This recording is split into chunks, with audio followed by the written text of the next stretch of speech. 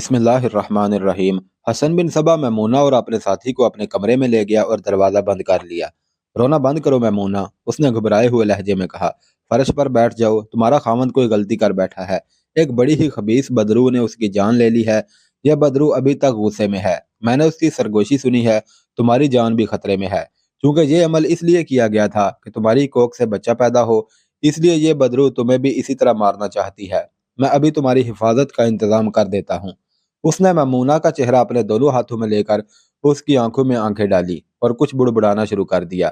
وقفے وقفے سے وہ میمونہ کی آنکھوں میں پھونک مارتا تھا۔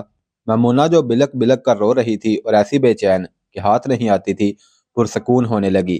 زیادہ دیر نہیں گزری تھی کہ اس نے سکون اور اطمینان کی لمبی آہ بھری، جیسے اس کا خاوند زندہ ہو گیا ہو۔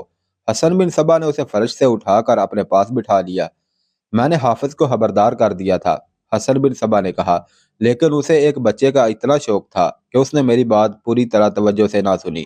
میں خدا کا شکر ادا کرتا ہوں کہ میں نے تمہیں دیکھ لیا اور اس بے رحم بدرو کو بھی دیکھ لیا۔ وہ ابھی تک حافظ پر منڈلا رہی تھی اور بار بار تمہاری طرف دیکھتی تھی۔ میں نے تمہیں محفوظ کر لیا ہے، لیکن تمہیں 2 چاند میرے ساتھ رہنا پڑے گا۔ اگر تم اس سے پہلے میرے سائے سے دور ہو گئی تو تمہارا انجام اپنے خاوند سے زیادہ برا ہوگا۔ جی آپ کا کرم ہے یا امام، میمونہ نے کہا۔ میں آپ کے سائے میں نہیں رہوں گی تو جاؤں گی کہاں؟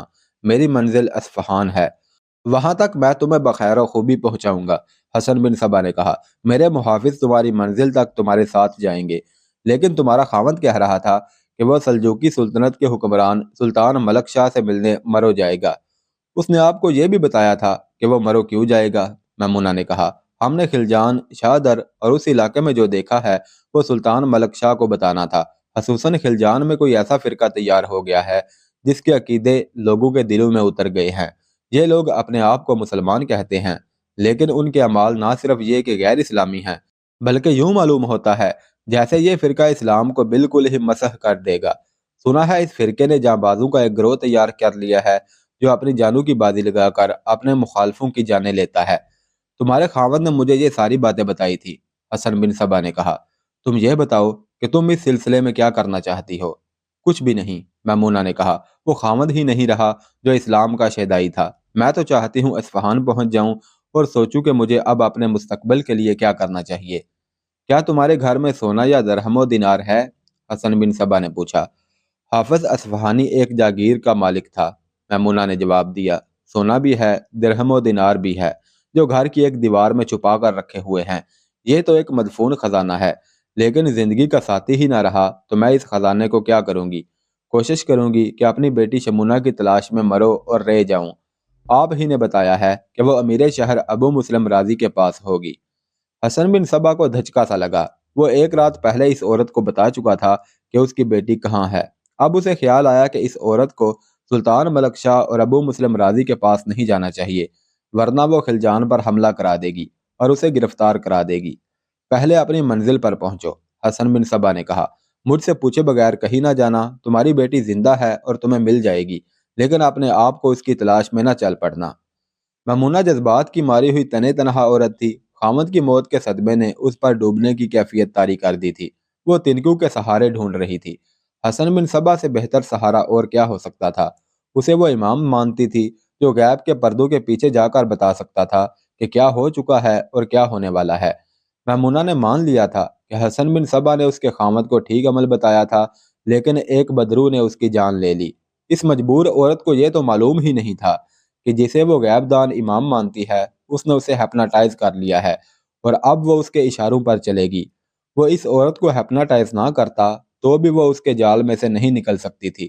تمام مورخوں نے خصوصاً یورپی تاریخ نویسوں اور شخصیت نگاروں نے لکھا ہے کہ حسن بن صبا نے اپنے آپ میں ایسے اوصاف پیدا کر لیے تھے کہ اس کے سامنے اس کا کوئی خونی دشمن اسے قتل کرنے کی نیت سے آ جاتا تو وہ بھی اس کا مرید ہو جاتا تھا۔ یہ ابلیسیت کا طلسم تھا۔ میمونہ نے فیصلہ کر لیا تھا کہ وہ حسن بن صبا کے ساتھ رہے گی۔ اس کے خاوند کی لاش اس کے کمرے میں پڑی ہوئی تھی۔ حسن بن صبا نے سرائے کے مالک کو بلا کر کہا کہ وہ میت کے غسل اور کفن دفن کا انتظام کرے۔ اس کے اخراجات میمونہ ادا کرے گی۔ دوپہر کے وقت حافظ اصفہانی کا جنازہ سرائے سے اٹھا کر قبرستان میں جا کر حسن بن صبا نے نماز جنازہ پڑھائی۔ وہ جس قبرستان میں بچہ لینے گیا تھا اسی قبرستان میں دفن ہو گیا اور اپنے پیچھے یہ کہانی چھوڑ گیا کہ اسے ایک بدرو نے مارا ہے۔ میمونہ اپنے کمرے میں تنہا ڈرتی تھی۔ اس نے حسن بن صبا سے پوچھا کہ وہ اس کے کمرے میں رہ سکتی ہے۔ حسن بن صبا نے اسے اجازت دے دی۔ میمونہ اپنا سامان اٹھا کر اس کے کمرے میں چلی گئی۔ اس سرائے میں مسافر اس مجبوری کے تحت رکے ہوئے تھے کہ کوئی قافلہ تیار نہیں ہو رہا تھا۔ لوگ قافلوں کی صورت میں سفر کیا کرتے تھے۔ اکیلے مسافروں کو رہزن لوٹ لیتے تھے۔ انہیں زیادہ انتظار نہ کرنا پڑا۔ 14-15 دنوں بعد ایک قافلہ تیار ہو گیا۔ یہ بہت بڑا قافلہ تھا۔ کچھ تاجر تھے، کچھ پورے کنبے تھے۔ زندگی کے ہر شعبے کے لوگ اس قافلے میں شامل تھے۔ عورتیں بھی تھیں، بچے بھی تھے۔ سرائے میں اطلاع آئی تو سرائے خالی ہو گئی۔ حسن بن صبا، اس کے 2 ساتھیوں اور میمونہ نے سامان باندھا اور قافلے سے جا ملے۔ انہوں نے ایک گھوڑا اور 2 اونٹ کرائے پر لے لیے۔ ایک اونٹ پر بڑی خوبصورت پالکی بندھوائی۔ یہ میمونہ کے لیے تھی۔ قافلے کی روانگی سے پہلے میمونہ کو پالکی میں بٹھا دیا گیا اور حسن بن صبا اپنے ساتھیوں کے ساتھ ذرا پرے جا کھڑا ہوا۔ اس عورت پر نظر رکھنا، حسن بن صبا نے اپنے ساتھیوں سے کہا۔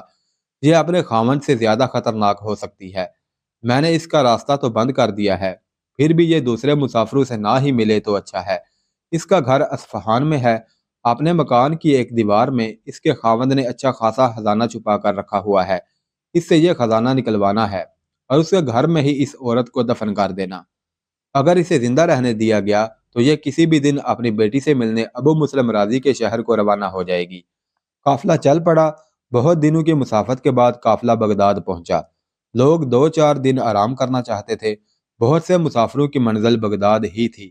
اتنے ہی مسافر بغداد سے قافلے سے آ ملے۔ حسن بن صبا نے اپنے ساتھیوں کو ایک سرائے میں لے گیا جہاں انہیں کمرے مل گئے۔ وہاں چند ایک عورتیں بھی ٹھہری ہوئی تھیں، ان کے ساتھ ان کے آدمی بھی تھے۔ دوسری صبح تھی۔ میمونہ اپنے کمرے سے باہر نکلی۔ اسے اپنا خاوند بہت یاد آ رہا تھا اور وہ بہت ہی اداس ہو گئی تھی۔ حسن بن صبا نے خود ہی اسے کہا تھا کہ وہ باہر گھومے پھرے، سرائے کے باہر نہ جائے اور عورتوں میں جا بیٹھے۔ وہ باہر نکلی تو اسی کی عمر کی ایک عورت سامنے آ گئی۔ وہ بھی حلب کی سرائے سے اپنے کنبے کے ساتھ قافلے میں شامل ہوئی تھی اور وہ اسی سرائے میں ٹھہری ہوئی تھی۔ اسے معلوم تھا کہ میمونہ کا خاوند قبرستان میں ایک بدرو کے ہاتھوں مارا گیا تھا، لیکن یہ عورت میمونہ سے پوچھ نہیں سکتی تھی کہ اس کا خاوند کس طرح مارا گیا تھا۔ بغداد میں میمونہ اس کے سامنے آ گئی۔ ہم سفر ہو کہ ہم ایک دوسرے سے بیگانہ ہیں، اس عورت نے میمونہ سے کہا۔ عورت کا درد عورت ہی سمجھ سکتی ہے۔ کچھ دیر کے لیے میرے پاس نہیں آؤ گی؟ میرے ساتھ میرا خاوند اور اس کا ایک بھائی اور 2 بچے ہیں۔ میمونہ اداس مسکراہٹ سے اس کے ساتھ اس کے کمرے میں چلی گئی۔ مرد ایک طرف ہو کر بیٹھ گئے۔ یہ تو بتاؤ بہن، اس عورت کے خاوند نے میمونہ سے پوچھا، تمہارا خاوند رات کے وقت قبرستان میں کیا کرنے گیا تھا؟ امام نے اسے بھیجا تھا، میمونہ نے کہا۔ کہنا تو یہ چاہیے کہ اسے موت لے گئی تھی، وہ ایک بچے کا خواہش مند تھا۔ میمونہ نے ساری بات لفظ با لفظ سنا دی۔ کیا تمہارے خاوند نے کوئی اور باتیں بھی کی تھی؟ اس شخص نے پوچھا۔ میں دراصل یہ پوچھنا چاہتا ہوں کہ تمہارا خاوند اس شخص کو جانتا تھا جسے تم امام کہتی ہو؟ باتیں تو بہت ہوئی تھیں، میمونہ نے جواب دیا۔ میرا خاوند امام کو پہلے نہیں جانتا تھا۔ ہم مصر سے جہاز میں آ رہے تھے، بڑا ہی تیز و تند طوفان آ گیا۔ جہاز کا ڈوب جانا یقینی تھا، لیکن اس امام نے کہا کہ جہاز نہیں ڈوبے گا، طوفان سے نکل جائے گا، اور جہاز نکل آیا۔ یہاں سے بات چلی تو بہت سی باتیں ہوئی۔ اس عورت کا خاوند کرید کر باتیں پوچھ رہا تھا۔ میمونہ کو شک ہوا کہ یہ آدمی کوئی خاص بات معلوم کرنا چاہتا ہے۔ میرے بھائی، میمونہ نے پوچھا، معلوم ہوتا ہے آپ کوئی خاص بات معلوم کرنا چاہتے ہیں؟ ہاں بہن، اس نے کہا، میرا خیال ہے کہ میں نے خاص بات معلوم کر لی ہے۔ میں تمہیں اس آدمی سے خبردار کرنا چاہتا ہوں۔ اس شخص کا نام حسن بن صبا ہے اور یہ ایک شیطانی فرقے کا بانی ہے۔ اسے تم امام کہتی ہو، یہ اگر امام ہے تو اس شیطانی فرقے کا امام ہے۔ اس کا استاد احمد بن عطاش ہے اور ان لوگوں نے خلجان کو اپنے فرقے کا مرکز بنایا ہے۔ یہ دونوں شیطان کا نام لیے بغیر لوگوں کو شیطان کا پجاری بنا رہے ہیں اور نام اسلام کا لیتے ہیں۔ میرے خاوند نے اس کے ساتھ یہ بات کی تھی، میمونہ نے کہا، اور کہا تھا کہ وہ سلطان ملک شاہ اور حاکم رائے ابو مسلم راضی کے پاس جا رہا ہے اور انہیں کہے گا کہ احمد بن عطاش اور حسن بن صبا کے خلاف جنگی کارروائی کریں اور اسلام کی اصل روح کو بچائیں۔ میرے خاوند نے جب اسے یہ کہا کہ وہ آپ کا ہم نام ہے تو حسن بن صبا نے کہا کہ اس کا نام احسن بن صبا ہے، حسن بن صبا نہیں۔ میرے خاوند نے حسن بن صبا اور اس کے فرقے کے خلاف بہت باتیں کی تھی اور یہ اس نے 2-3 بار کہا تھا کہ میں اس فرقے کو نیست و نابود کرا دوں گا۔ میری عزیز بہن، اس آدمی نے جو خاصا دانشمند لگتا تھا کہا، تمہارا خاوند قتل ہوا ہے۔ اتنی اچھی حیثیت اور عقل و ہوش والا آدمی یہ نہ سمجھ سکا کہ مردے کسی زندہ انسان کو بچہ نہیں دے سکتے، اور حسن بن صبا جیسے شیطان فطرت انسان کی لکھی ہوئی پرچی پر اللہ تبارک و تعالیٰ کسی کی مراد پوری نہیں کیا کرتا۔ حسن بن صبا نے تمہارے خاوند کی دلی مراد سنی تو اس نے فوراً سوچ لیا کہ اپنے اس خطرناک مخالف کو وہ کس طرح قتل کر سکتا ہے۔ اس نے تمہارے خاوند کو آدھی رات کو قبرستان میں بھیجا اور پیچھے اپنے آدمی بھیج کر اسے قتل کروا دیا۔ میں بھی اس کے ساتھ یہی باتیں کر چکی ہوں، میمونہ نے کہا، اور مجھے اب خیال آتا ہے کہ اس نے مجھ سے یہ بھی اگلوا لیا ہے کہ میرے خاوند نے اصفہان میں اپنے رہائشی مکان کی ایک دیوار میں بہت سا سونا اور اچھی خاصی رقم چھپا کر رکھی ہوئی ہے۔ اس نے کیا کہا تھا؟ اس نے کہا کہ میں تمہیں اصفہان تک اپنے آدمیوں کی حفاظت میں پہنچاؤں گا، میمونہ نے کہا۔ وہ تمہارے ساتھ اپنے آدمی ضرور بھیجے گا، اس شخص نے کہا۔ پھر جانتی ہو کیا ہوگا؟ تمہارے خاوند کا خزانہ دیوار سے باہر آ جائے گا اور تم دیوار کے اندر ہوگی، کسی کو پتہ ہی نہیں چلے گا کہ تم غائب کہاں ہو گئی۔ اس حسن بن صبا کے حکم سے یہ فرقہ کئی سالوں سے قافلوں کو لوٹ رہا ہے۔ قافلوں سے یہ زر و جواہرات اور رقم لوٹتے ہیں اور خوبصورت کم سن اور نوجوان لڑکیوں کو اغوا کر کے لے جاتے ہیں۔ میں ایک قافلے میں لٹ چکی ہوں، میمونہ نے کہا۔ میرا پہلا خاوند ڈاکوؤں کے ہاتھوں مارا گیا تھا اور وہ میری اکلوتی بیٹی کو اٹھا کر لے گئے ہیں۔ تمہاری بیٹی انہی کے پاس ہوگی، اس آدمی نے کہا۔ سب باتیں ہو چکی، میمونہ نے کہا۔ میں نے سب باتیں سمجھ لی ہیں۔ میں نے دیکھا ہے کہ یہ شخص حسن بن صبا جب آنکھوں میں آنکھیں ڈال کر بات کرتا ہے تو اس کا ایک ایک لفظ دل میں یوں اترتا جاتا ہے جیسے یہ لفظ آسمان سے اتر رہے ہوں۔ میں حیران ہوں کہ سلجوقی سلطان اور اس کے امراء جو اپنے آپ کو صحیح العقیدہ مسلمان سمجھتے ہیں اور اسلام کی پاسبانی کا دعویٰ بھی کرتے ہیں، وہ بے خبر ہیں کہ ان کی سرحد کے ساتھ ساتھ کیا ہو رہا ہے۔ ان کے بے خبر ہونے کی ایک وجہ ہے، اس شخص نے کہا۔ ان کے جاسوس ان باطل پرستوں کے علاقوں میں جاتے ہیں، لیکن وہاں ان پر ایسا نشہ طاری ہو جاتا ہے کہ وہ وہیں کے ہو کر رہ جاتے ہیں۔ ان میں سے بعض ان باطنیوں کے گرویدہ ہو کر ان کے جاسوس بن کے واپس آ جاتے ہیں، وہاں کی باتیں غلط بتاتے ہیں اور سلجوقی حکمرانوں کی صحیح خبریں باطنیوں کو دے کر ان کے ہاتھ مضبوط کرتے ہیں۔ ان میں ایسے بھی ہیں جو غداری نہیں کرتے، دیانت داری سے جاسوسی کرتے ہیں، وہ وہاں پر اسرار طریقوں سے قتل ہو جاتے ہیں۔ حسن بن صبا نے جاسوسوں اور مشکوک لوگوں کو پکڑنے کا جو نظام بنا رکھا ہے اس میں اتنی گہری نظر رکھتے ہیں کہ باہر کے جاسوس کو فوراً پہچان لیتے ہیں۔ انہیں حکم ملا ہوا ہے کہ ایسا کوئی بھی آدمی نظر آئے اسے قتل کر دو۔ آپ یہ ساری باتیں جانتے ہیں؟ میمونہ نے پوچھا۔ پھر آپ یہ سلطان ملک شاہ تک کیوں نہیں پہنچاتے؟ ان بچوں کی خاطر، اس نے کہا۔ میں مارا گیا تو ان کا کیا بنے گا؟ میں مرو یا رے تک کیسے پہنچ سکتی ہوں؟ میمونہ نے پوچھا۔ پتہ چلا ہے میری بیٹی وہاں ہے، معلوم نہیں یہ کہاں تک سچ ہے، لیکن مجھے اس بیٹی سے اتنی محبت ہے کہ میں اس کی تلاش میں جاؤں گی ضرور۔ مشکل یہ ہے کہ میں اس شخص حسن بن صبا کی قیدی ہوں۔ ہماری منزل کا راستہ دور سے گزرتا ہے، اگر میں وہاں تک پہنچ جاؤں تو سلطان تک بھی پہنچ جاؤں گی۔ تمہیں ویسے بھی یہاں سے نکل جانا چاہیے، اس آدمی نے کہا۔ اس شخص نے آخر تمہیں قتل کرنا ہے۔ میں اس عورت کے لیے ایک قربانی دے سکتا ہوں، اس آدمی کے بھائی نے جو ابھی تک خاموش بیٹھا ہوا تھا اس نے کہا۔ اگر یہ یہاں سے بھاگنے کے لیے تیار ہو تو آج ہی رات بھاگ چلے، میں اس کا ساتھ دوں گا۔ میرے پاس گھوڑا ہے، اس کے لیے کسی کا گھوڑا چوری کر لیں گے۔ ہمارے پاس کرائے کا گھوڑا ہے، میمونہ نے کہا، اور میں پکی سوار ہوں۔ گھوڑا کیسا ہی منہ زور کیوں نہ ہو، زمین کیسی ہی ناہموار کیوں نہ ہو، میں سنبھل کر ہر چال اور ہر رفتار پر سواری کر سکتی ہوں۔ کیا آپ مجھے اجازت دیتے ہیں بھائی جان؟ اس جوان سال آدمی نے اپنے بھائی سے پوچھا۔ یہ ایک جہاد ہے، بڑے بھائی نے کہا، میں تجھے کیسے روک سکتا ہوں مزمل۔